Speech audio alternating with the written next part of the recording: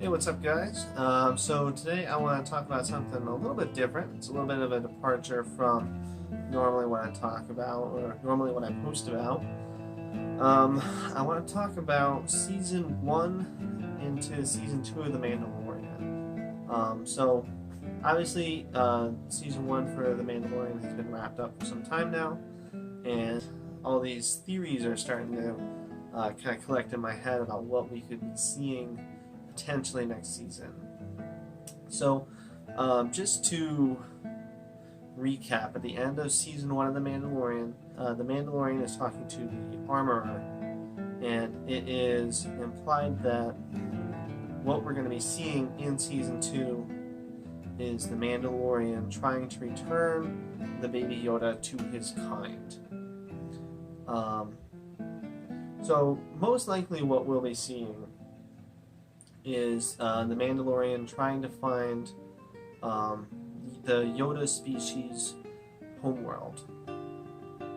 You may or may not know, but the name of Yoda's species, as well as his homeworld and what his homeworld is called, is currently unknown in the Star Wars universe. Obviously, Yoda is very important to Star Wars, and that is a big gap in our knowledge.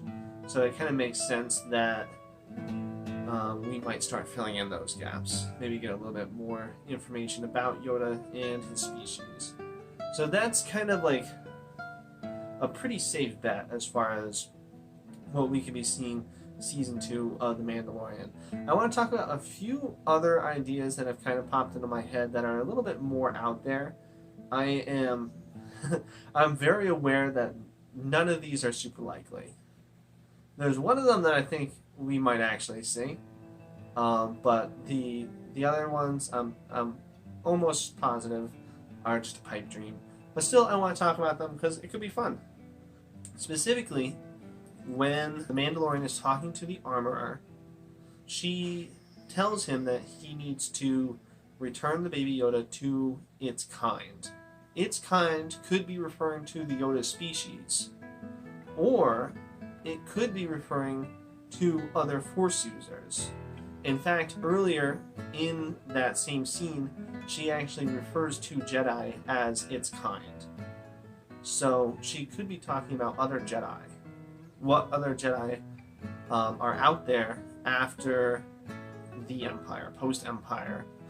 Well, the obvious first answer is Luke Skywalker. Now, it seems super unlikely that the Mandalorian is going to find Luke Skywalker in season 2 for a couple of reasons.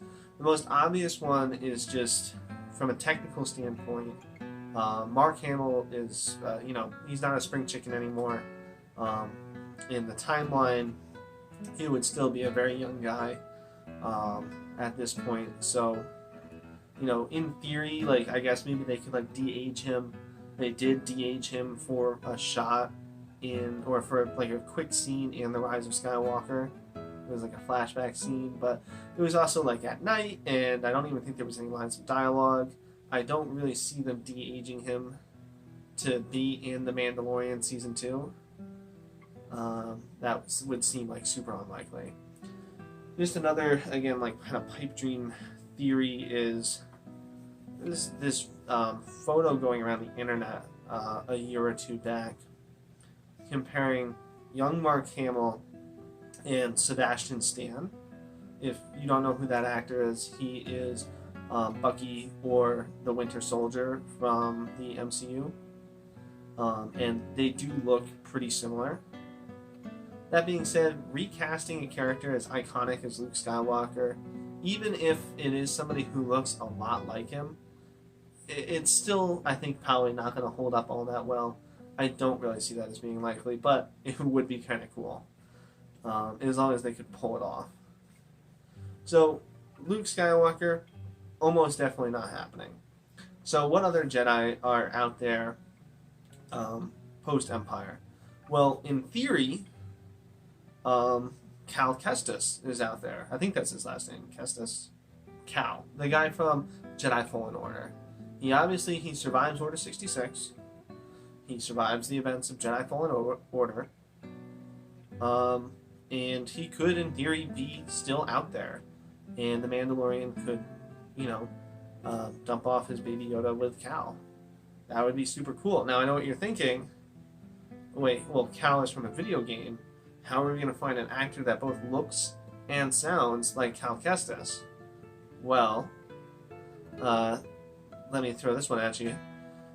Cal's face in Jedi Fallen Order is actually modeled off of his voice actor. In other words, his voice actor looks exactly like Cal. So he could, in theory, cross over to live action and just play Cal in a live action environment. That would be super cool. I would love to see that. Again, super unlikely, especially because I think we'll probably get a season 2 to The Mandalorian before we get Jedi Fallen Order 2. But yeah, I would absolutely love to see Cal cross over into a live action, because I really love that game.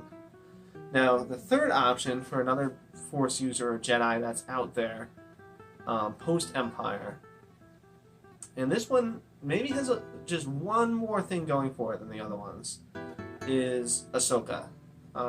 If you don't know it, Ahsoka is an alien from the Clone Wars series. She's actually Anakin Skywalker's Padawan. She also survives Order 66.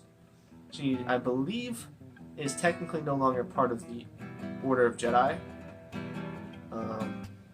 You're gonna have to forgive me because I haven't finished watching Clone Wars. I just started it pretty recently, and I'm not that far into it. But I already know a decent amount of what happens. So as far as I know, she is out there. She is still alive. She is a Force user. And the one thing that makes it maybe a little bit more plausible than Luke or Cal is that what do we see in the very last episode of The Mandalorian? Moff Gideon has the Darksaber. Where is the Darksaber from? It's originally seen in the Clone Wars TV show, which is also where Ahsoka is from. So it wouldn't be that crazy to take another thing from the Clone Wars universe and bring it into The Mandalorian as live action. That would be super cool. So yeah, let me know what you think. Let me know if you want to see more videos like this. And yeah, you guys have a good day.